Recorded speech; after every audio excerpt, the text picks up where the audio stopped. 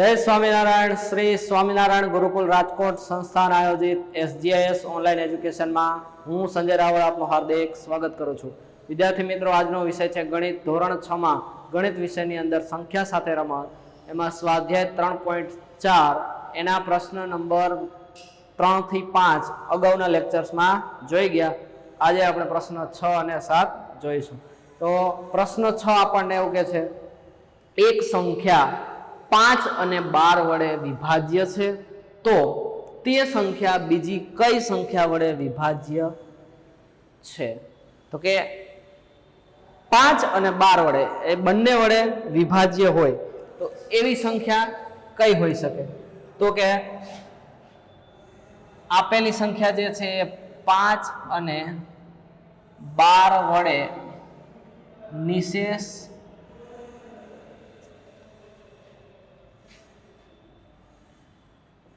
ભાગાકાર કરી શકાય।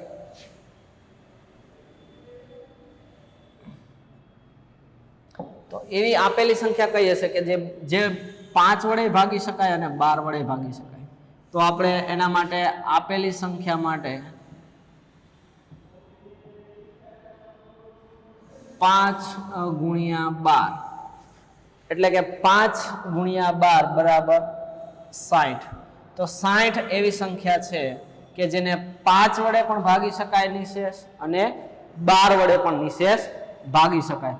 તો આપેલી સંખ્યા આપણને 60 છે, તો આ 5 અને 12 બંને સંખ્યાઓ જો સહ અવિભાજ્ય સંખ્યાઓ છે। કેવી છે? સહ અવિભાજ્ય સંખ્યાઓ। જે આપણે અગાઉના લેક્ચર્સમાં સહ અવિભાજ્ય સંખ્યાઓ વિશે શીખી ગયા કે બંનેનો સામાન્ય અવયવ છે એ કયો છે? 1 છે। તો કે 5 અને 12 બંનેનો સામાન્ય અવયવ જો સહ અવિભાજ્ય સંખ્યાઓ એટલે કે સામાન્ય અવયવ 1 હોય તો એ બંને સહ અવિભાજ્ય સંખ્યાઓ છે। અને સહ અવિભાજ્ય સંખ્યાઓનો ગુણાકાર એ સહ અવિભાજ્ય સંખ્યાઓનો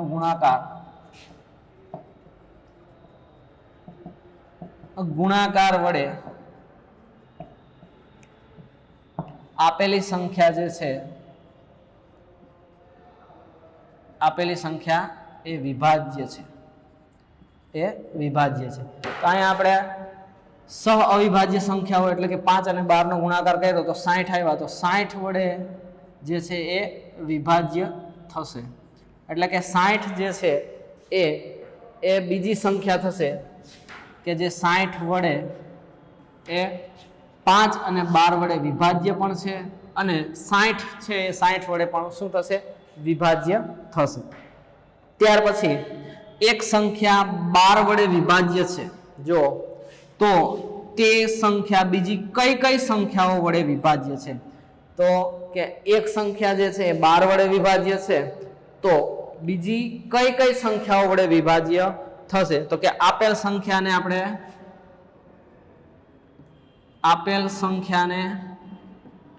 12 વડે નિશેષ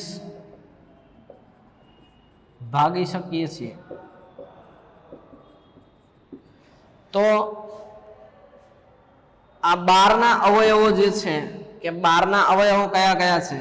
તો કે 12 ના અવયવો આપણે લખીએ તો કે 1 12 12, ત્યાર પછી 2 6 12, 3 ચોક 12 અને 12 1 12। તો આ બધા જે અવયવો જે છે એ બધા અવયવો વડે આપણે એ જે સંખ્યા છે 12 વડે વિભાજ્ય છે, તો એ બીજી કઈ કઈ સંખ્યા છે? તો કે 1 2 3 4 6 અને 12 વડે એ વિભાજ્ય થશે। એટલે કે 12 ના અવયવો વડે એ સંખ્યાને આપણે ભાગી શકાય છે। 12 સિવાયની કઈ કઈ સંખ્યાઓ? તો કે 1 2 3 4 અને 6 વડે નિશેષ ભાગી શકાય।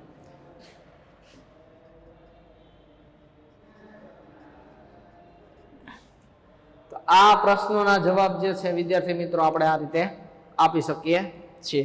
ત્યાર પછી હવે આપણને અવિભાજ્ય અવયવ કેવી રીતે પાડવા એ આપણે સમજીએ. આ તમારે HW ની અંદર જે છે લખવાના છે પ્રશ્ન 6 અને પ્રશ્ન 7. અને હવે પછીના જે અવયવો પાડીએ અવિભાજ્ય અવયવો એ પણ તમારે HW માં લખવાના રહેશે.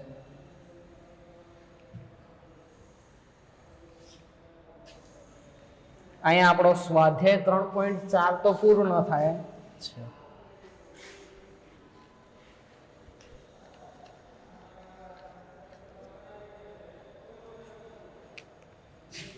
હવે પ્રયત્ન કરો એમાં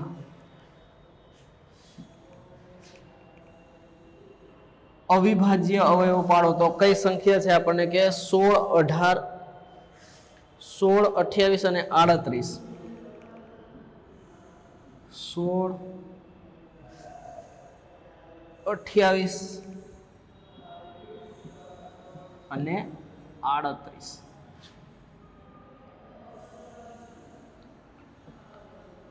અવિભાજ્ય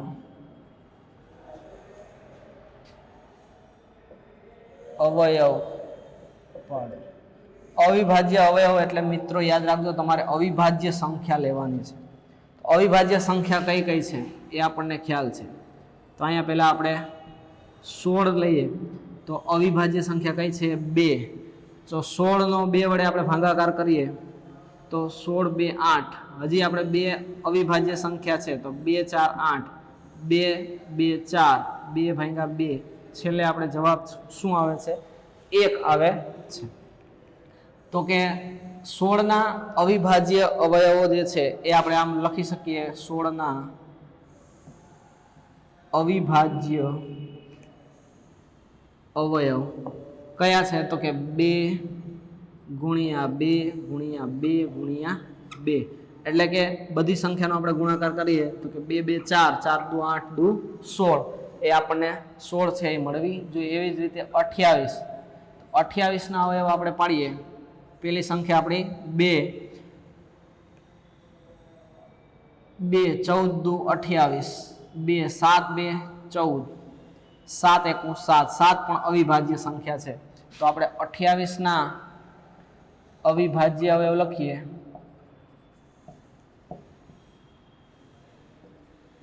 કયા થશે 2 ગુણ્યા 2 ગુણ્યા 7. તો કે 2 2 4, 4 દુ 2 2 4 ને 4 સત્તા 28 જે આપણો અવિભાજ્ય અવયવ સંખ્યા છે એ મળી જશે. ત્યાર પછી આપણે 38 લઈએ તો એના પણ અવિભાજ્ય અવયવ પાડીએ આપણે 38. તો કે 19 2 38 અને 19 1 19. તો 19 2 38. તો 38 ના અવિભાજ્ય અવયવ 38 બરાબર 2 ગુણ્યા 38. સોરી 2 ગુણ્યા 19. 19 દુ 38.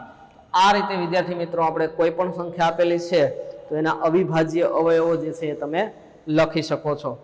હવે આપણને સ્વાધ્યાય 3.5 સ્વાધ્યાય 3.5 જે છે એ આપેલો છે. તો એમાં પ્રશ્ન 1 જે છે એ આપણને ખરા ખોટા જે છે વિધાનો કયા સાચા છે અને કયા વિધાનો ખોટા છે એ આપણે જણાવવાનું છે.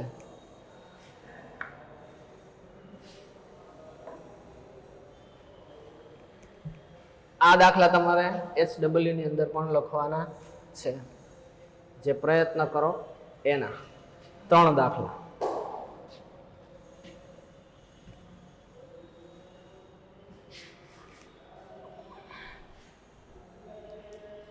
હવે પ્રશ્ન 1 એ આપણને એવું કહે છે કે નીચેનામાંથી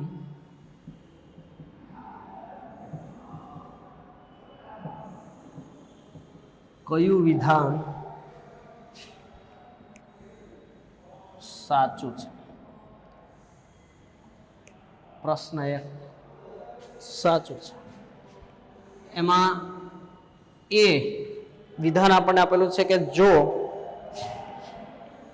જો કોઈ સંખ્યા 3 વડે વિભાજ્ય છે, એટલે કે 3 થી વિભાજ્ય છે, તો 9 વડે પણ તો તે 9 થી વિભાજ્ય હોય.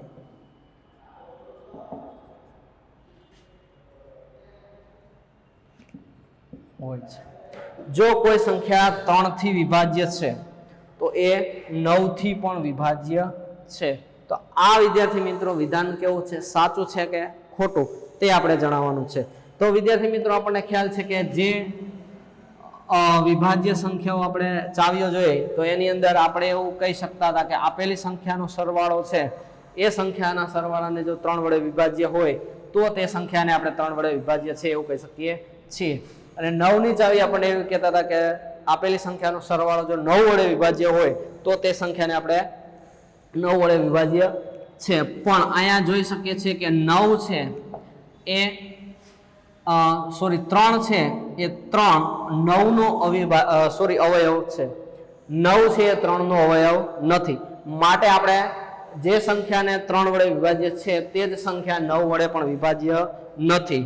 કારણ કે આ વિધાન છે એ ખોટું છે કે 9 નો અવયવ 3 છે પણ 3 નો અવયવ જે છે એ 9 નથી. 3 નો અવયવ 9 નથી. માટે જે છે આ વિધાન આપણે ખોટું છે એવું આપણે કહી શકીએ છીએ. ત્યાર પછી બી વિધાન આપણને શું કહે છે કે જો એક સંખ્યા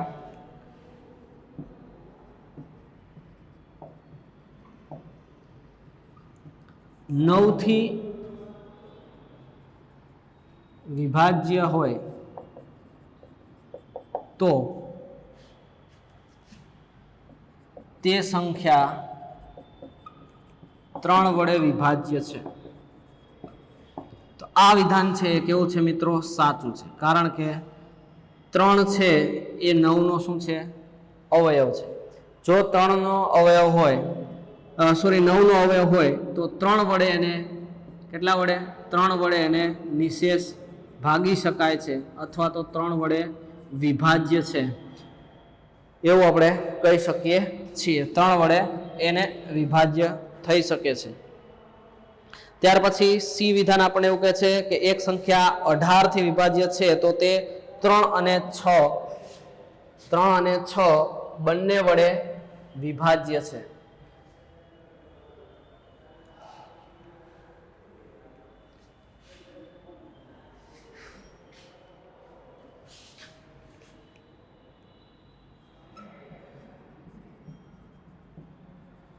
એક સંખ્યા 18 થી વિભાજ્ય છે તો તે 3 અને 6 વડે વિભાજ્ય હોય. આ વિધાન પણ સાચું છે કારણ કે આ બંને જે સહવિભાજ્ય સંખ્યાઓ છે એ બંનેનો ગુણાકાર જોઈએ તો કે 3, 6, 18. જો 18 છે તો 18 વડે પણ આ સંખ્યા જે છે એને નિશેષ ભાગી શકાય છે. અથવા તો આપણે એમ કહી શકીએ કે 3 અને 6 એ 18 ના અવયવ છે. માટે આ વિધાન સાચું છે કારણ કે 3 અને 6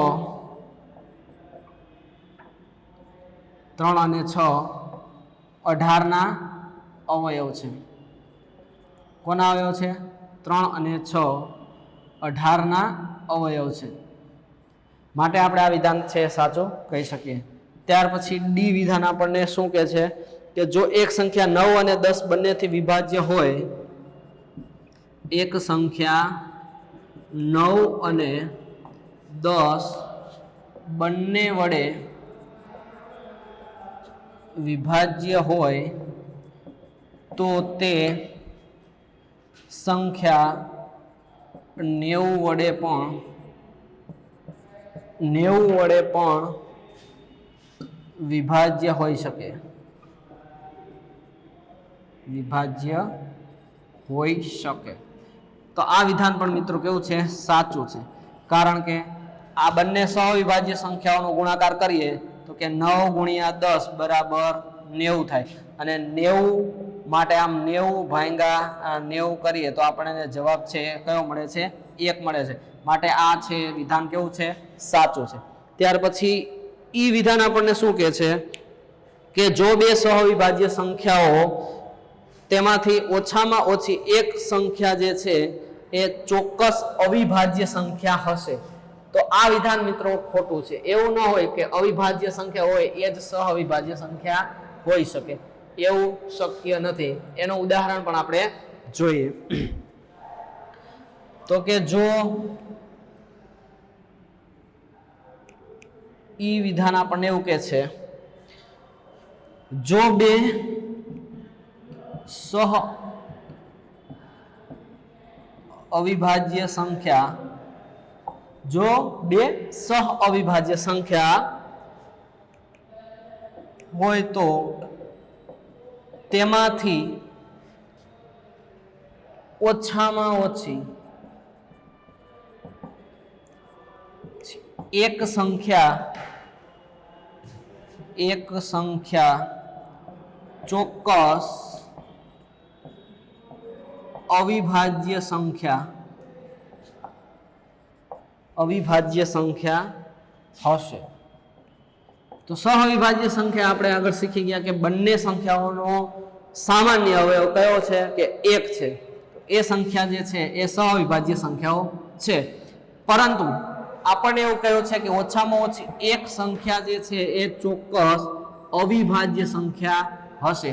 આવું જે છે વિધાન છે એ ખોટું છે. આપણે જોઈએ કે 4 અને 9 તો 4 જે છે એ પણ વિભાજ્ય સંખ્યા છે અને 9 છે એ પણ કેવી છે? વિભાજ્ય સંખ્યા છે. જો બંને સંખ્યા વિભાજ્ય છે તો આપણે એવું ન કહી શકીએ કે એક સંખ્યા છે એ અવિભાજ્ય છે. હવે આ બંનેનો જે સહવિભાજ્ય સંખ્યા છે માટે એના આપણે અવયવ જોઈ લઈએ તો કે 4 ના અવયવ કયા થશે કે 1 2 અને 4. 9 ના અવયવ જોઈએ તો કે 1 3 અને 9. બંને જે છે એક એક સામાન્ય અવયવ બંનેમાં કયો છે? 1 છે. માટે આ બંને સંખ્યાઓ સહ અવિભાજ્ય સંખ્યા છે. કેવી છે? સહ અવિભાજ્ય સંખ્યા. હવે સહ અવિભાજ્ય સંખ્યા છે પણ એ ચોક્કસ અવિભાજ્ય સંખ્યા નથી કારણ કે 4 એ વિભાજ્ય છે અને 9 પણ કેવી છે? વિભાજ્ય સંખ્યા છે. માટે આ વિધાન છે એ ખોટું છે.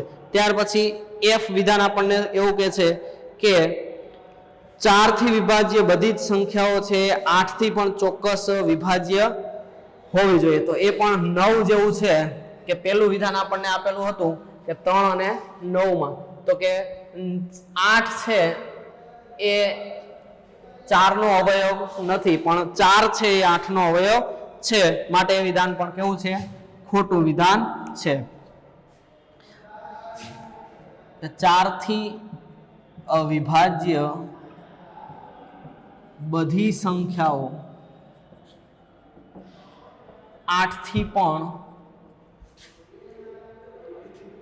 ચોક્કસ વિભાજ્ય છે. બરાબર છે? 4 થી વિભાજ્ય છે એ બધી જ સંખ્યાઓ 8 થી પણ વિભાજ્ય છે. તો આ વિધાન પણ મિત્રો કેવું છે? ખોટું છે. કારણ કે 4 છે એ 8 નો અવયવ છે. 4 છે 8 નો અવયવ છે પરંતુ 8 એ 4 નો અવયવ નથી એવું આપણે કારણ દર્શાવી શકીએ છીએ. એટલે કે 28 છે એને 4 વડે નિશેષ ભાગી શકાય.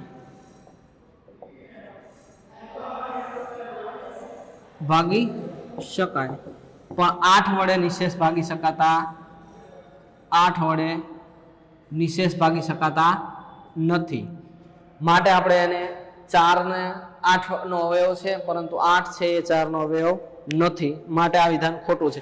ત્યાર પછી જી વિધાન આપણને શું કહે છે કે 8 થી બધી જ વિભાજ્ય સંખ્યાઓ જે છે એ 4 થી પણ વિભાજ્ય હોવી જોઈએ। તો આનાથી ઉલટું છે કે 8 થી વિભાજ્ય સંખ્યા હોય, 8 થી વિભાજ્ય બધી સંખ્યાઓ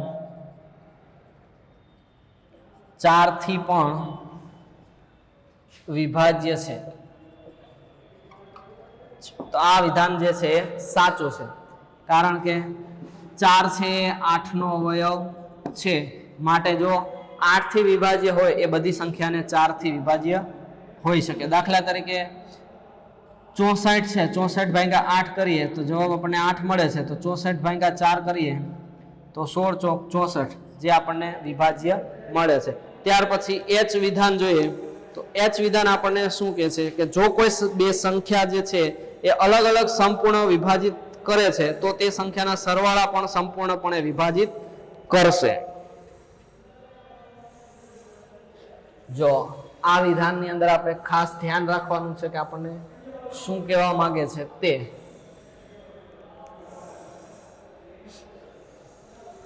જો કોઈ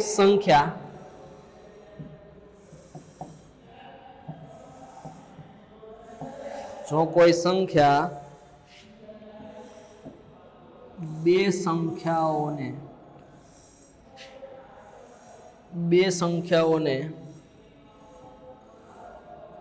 અલગ અલગ વિભાજિત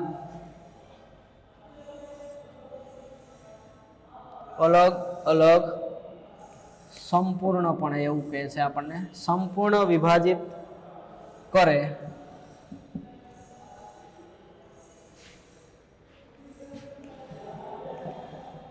તો તે સંખ્યા તેના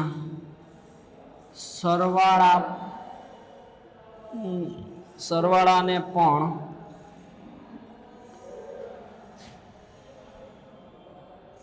સંપૂર્ણ વિભાજિત કરે છે।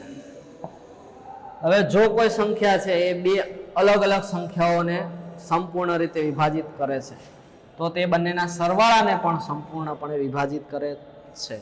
તો આ વિધાન છે મિત્રો કેવું છે સાચું છે।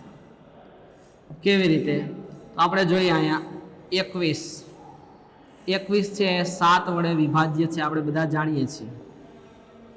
ત્યાર પછી 21 7 વડે વિભાજ્ય છે તો બીજી સંખ્યા પણ આપણે લઈએ કે 35, તો 35 છે એ 35 પણ 7 વડે વિભાજ્ય છે।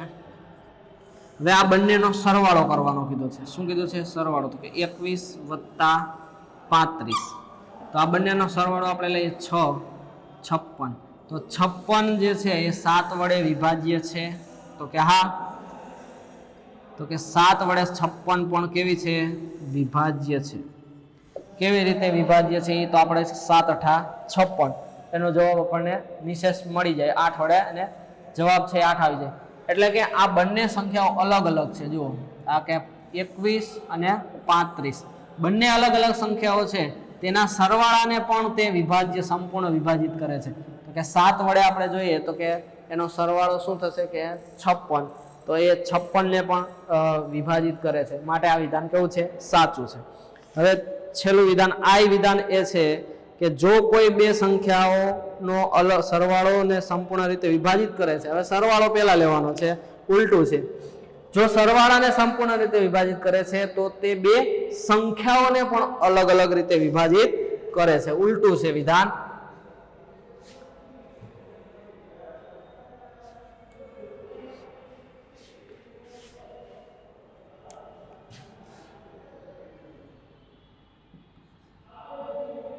જો કોઈ સંખ્યા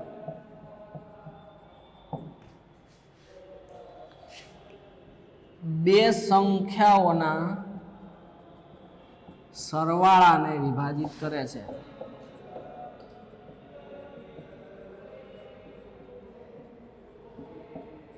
તો તે બંને સંખ્યાઓને પણ સંપૂર્ણપણે અલગ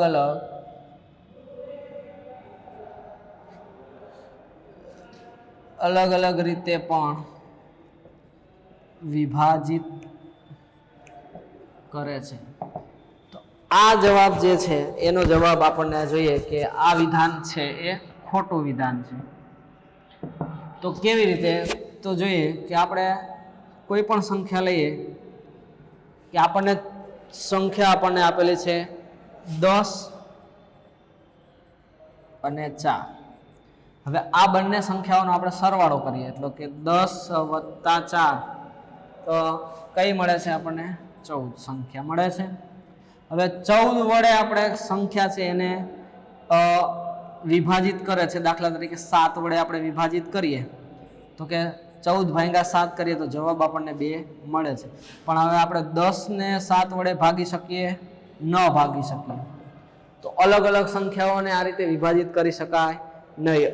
10 કે 4 ને પણ 7 વડે ભાગી શકાય? ન ભાગી શકાય. તો આપણને એવું કહે છે કે સરવાળાને વિભાજિત કરતી હોય પરંતુ અલગ સંખ્યાઓ જે છે એને વિભાજિત કરી શકે નહીં.